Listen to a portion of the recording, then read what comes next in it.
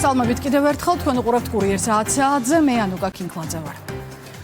რამდენიმე საათში თბილისის საქალაქო სასამართლო იმსჯელებს შეუფარდოს თუ არა პატიმრობა 11 წლის წინ მომხდარ გახმაურებულის მკვლელობის საქმეზე დაკავებულ თორნიკე კაჭარავასა და მიმალვაში მყოფ დავით დეკანოსიძეს. კაჭარავას ახალი ბრალი ციხეში გუშინ წარედგინა, სადაც ის სხვა დანაშაულისთვის ზის. დეკანოსიძეზე კი რომელმაც საზღვარი გადაკვეთა ძებნა ცხადდება. 21 წლის გიორგი კვარაცხელია 2015 წელს ფანჯიკიძის ქუჩაზე ჩაცხრილეს. მკვლელობის მოტივად შურისძიება სახელდება. მოკლულის ოჯახი დარწმუნებულია, რომ დამნაშავეებს წლების განმავლობაში ხელს გავლენიანი პირები აფარებდნენ.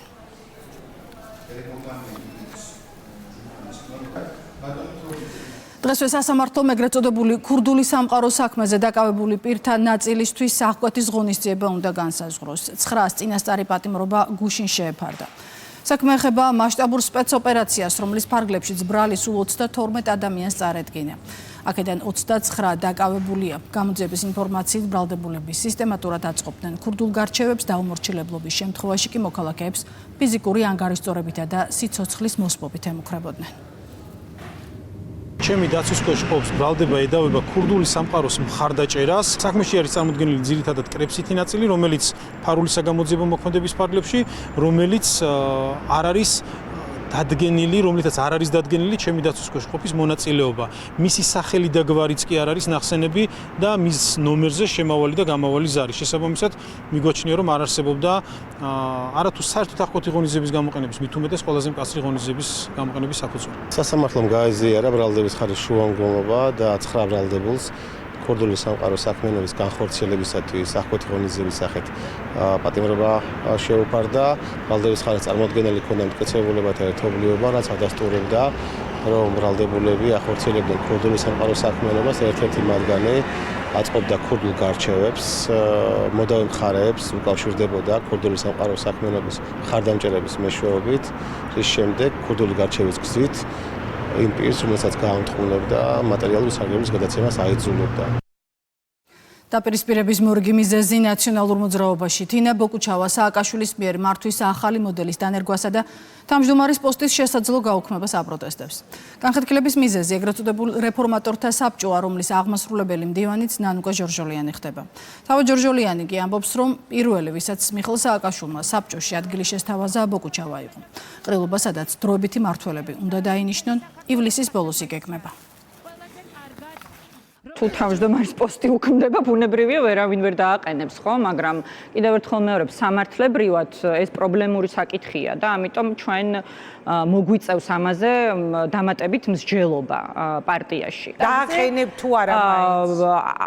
სავარაუდოდ არა, ინგა, იმიტომ რომ ეხა თუ რაღაცა ფორმაციის ცვლილება სურს პრეზიდენტ სააკაშვილს, რომელიც ამ პარტიის ლიდერია, მე რიგით წევრად გავაგრძელებ ჩემი ქვეყნის უკეთესი მომავლისთვის ბრძოლას. იმ საბჭოში ხედავ თქვენს თავს? სავარაუდოდ არა, ინგა, იმიტომ რომ ხა ეს თუ პარტიის განგვერძე მდგომი პლატფორმა და ორგანო იქნება, ალბათ უფრო სწორი იქნება, რომ ის დაკომპლექტდეს არაპარტიული ადამიანებისგან. თავმჯდომარეობა არ უქმდება ნაციონალურ მოძრაობაში. სიმართლე გითხრათ, ცოტათი გაყურებულიც კი ვარ. მიხეილ სააკაშვილმა, როგორც კი დაიწყო ამ ახალ იდეაზე საუბარი, ფიქრი და მსჯელობა, პირველი შეთავაზება, ვისაც გაუკეთა ამ საბჭოში მონაწილეობის მიღების, ეს იყო თინა ბოკუჩავა.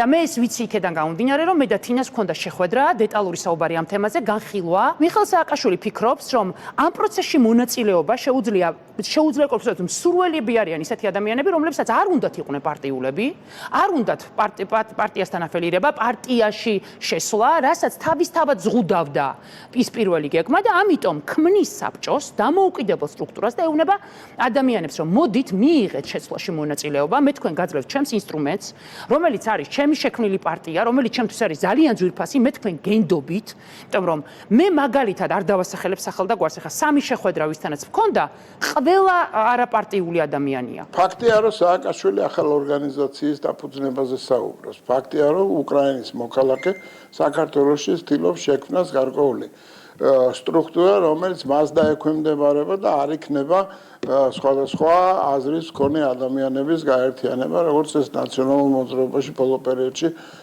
ჩამოყალიბდა. აფასებს ამ სიტუაციას და უნდა შეენარჩუნოს ის ძალაუფლება, რომლითაც რასაკვირველია, იგი არის ცნობილი.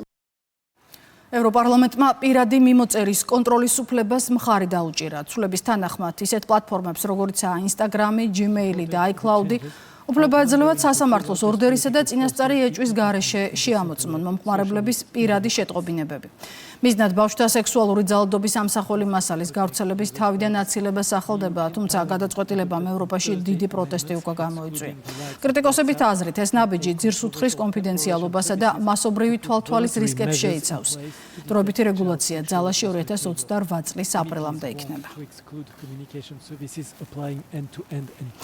ირანის სამხედრო და სტრატეგიულ ობიექტებზე იერიშები გრძელდება. ქვეყნის სამხრეთით ბუშერისა და კონარაკის სამხედრო ზონებზე განხორციელებული დარტყმების შემდეგ ცნობილი ხდება, რომ ჩრდილოეთში გოლესტანის პროვინციაში სარკინიგზო ხიდით დაზიანდა.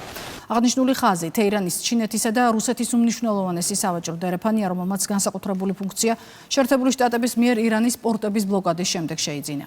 ირანული მხარე თავდასხმებში ვაშინგტონსა და თელ-ავივს ადანაშაულებს, თუმცა CNN-ის ინფორმაციით ამერიკელი სამხედროები ოპერაციაში მონაწილეობას უარყოფენ. მომხდართან კავშირს ამ ეტაპზე არც ისრაელი ადასტურებს. ძლიერი ხანძარი ჩეხეთში ქალაქ ზლინში მდებარე ფეხსაცმლის ცნობილ ფირმა ბატას ყოფილ ქარხანაში ცეცხლის შენობის მე-9 სართულზე გაჩნდა.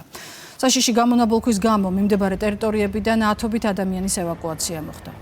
ინციდენტი მსხვერპლის გარეშე დასრულდა. ადგილზე მობილიზებული იყო 300-მდე მეხანძრე. პროცესში ჩართული იყო ვერტმფრენიც.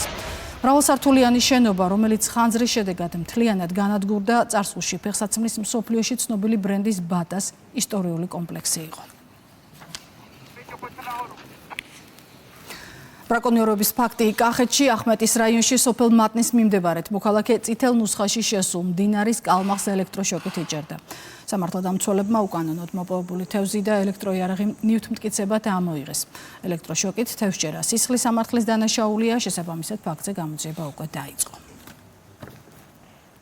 გარემოსდაცვითი ზედამხედველობის დეპარტამენტმა კახეთში ელექტროიარაღის გამოყენებით უკანონო თევზჭერის ფაქტი გამოავლინა. ელექტროიარაღი საფრთხეს უქმნის როგორც გარემოს, ასევე ადამიანის ჯანმრთელობას და სიცოცხლეს, რის გამოც მისი შეძენა, დამზადება, შენახვა და გადატანა დასჯადია.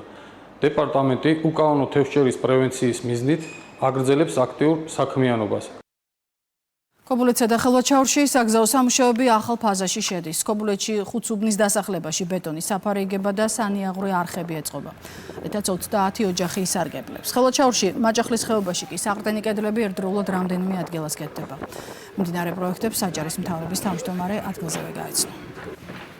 სანიაღვრე სისტემა ეწყობა, ფერდსამაგრის სამუშაოები მიმდინარეობს, კედლების გამაგრება, ასევე ასფალტირება, ზოგ უბანზე ბეტონის არმირებული ბეტონის დაგება. ეს არის ძალიან მნიშვნელოვანი ჩვენი მუნიციპალიტეტებისათვის. უშუალოდ ქობულეთის მიმართულებით 7 ლოკაციაზე მიმდინარეობს გზის მშენებლობა. მაქსიმალური კონტროლი იქნება, რომ დროულად დასრულდეს გზების მშენებლობა. ხელვაჩაურის მუნიციპალიტეტში აჭარის საავტომობილო გზების დეპარტამენტის დაკვეთით აქტიურად მიმდინარეობს სამშენებლო სამუშაოები, რომელიც არის დაკავშირებული საავტომობილო გზების აღდგენა გამაგრებასთან დაკავშირებით. აღნიშნული სამუშაოები მოიცავს მიმდინარე წლის ბოლომდე პერიოდს, თუმცა კომპანიის აქტიური სამუშაო პროცესით ფიქრობთ გარკვეულ ობიექტებს მიმდინარე წლის როგორც ივლისის, აგვისტოს და სექტემბრის თვეებში გარკვეულ ობიექტებს მოურჩებით. ემოციურად ჩაიარა პირველი რესპუბლიკის მოედანზე მსოფლიო ჩემპიონატის მატჩების პირველმა საჯარო ჩვენებამ. რუსთავი 2-სა და თბილისის მერიის ერთობლივი პროექტის შედეგად თბილისის ცენტრი ერთ დიდ ფანტ-ზონათა აქცეული, რომელიც სხვადასხვა სივრცეს აერთიანებს. მრავალფეროვანი ღია კაფე-ბარები, დისკუსიები, ქართული ფეხბურთის ლეგენდებთან, ყოველდღიური საფეხბურთო აქტივობები, ელექტრონული მუსიკა, ბავშვების ზონა გათამაშებებით. საფეხბურთო წვეულება ყოველ დღე თამაშების დაწყებამდე 4 საათით ადრე იხსნება. ძალიან კარგი დაძაბული თამაში იყო. სანახაობრივი ამასადმე და მოგვეწონა თამაში. ასეთი გარემოს ორგანიზება ძალიან სასიამოვნო და კარგია გულშემატკივრებისთვის. სივრცე არის ფანტასტიკური. ყველას დიდი მადლობა, ვინც ამის ორგანიზება გააკეთა. მადლობა თითოეულ იმ ადამიანს, ვინც ამ ყველაფერზე იფიქრა. რაც შეეხება თამაში, საკმაოდ დაძაბული იყო და გაგვიხარდა, რომ საფრანგეთის გამარჯვებით დასრულდა. მირა ვერდე თბილისი ჰილსის ტერიტორიაზე დუბაიში დაფუძნებულმა მირა დეველოპმენტსმა ახალი პროექტის პრეზენტაცია გამართა. კომპანია, რომელიც არაბთა გაერთიანებულ საამიროებში, შვეიცარიაში, ომანსა და უზბეკეთში უკოოპერირებს, თბილისში მულტიბრენდული დასახლების მშენებლობას იწყებს. პროექტის მიხედვით აშენდება სახლები, რომლებიც ახალ მფლობელებს უკვე საცხოვრებლად სრულად გამზადებული ჩაბარდებათ. გათვალისწინებულია 5 ვარსკვლავიანი სასტუმროს შესაბამისი სერვისიც. იქნება 600 აპარტამენტი, 104 ვილა, 80 ტაუნჰაუსი, ასევე იქნება სკოლა, საბავშვო-ბაღი, იქნება ხელოვნური ინტელექტის უნივერსიტეტი და პატარა ქალაქი ქალაქში. გასწავარია მდებარეობს ჩვენი ლოკაცია თბილისის ცენტრი 10 წუთის სავალზე. აქ არის ძალიან სუფთა ჰაერი და არის თბილისში ერთ-ერთი და ძალიან გამართული გოლფ კლუბი საქართველოში.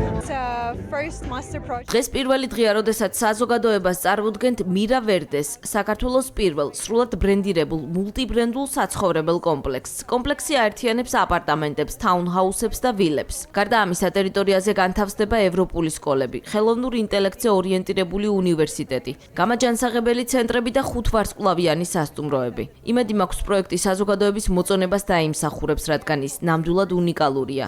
ის გთავაზობთ სრულად კეთილმოწყობილ 5 ვარსკვლავიან ცხოვრებას ამ ულამაზეს გარემოში. კურირაცაძე ამი დასრულებულია. დღის ახალი ამბების ნახვა ვრცლად ჩვენს ვებგვერდზე შეგიძლიათ. რუსთაველის ეთერს კი ბიზნეს სიახლეებით სოფო ოხანაშვილი განაგრძობს.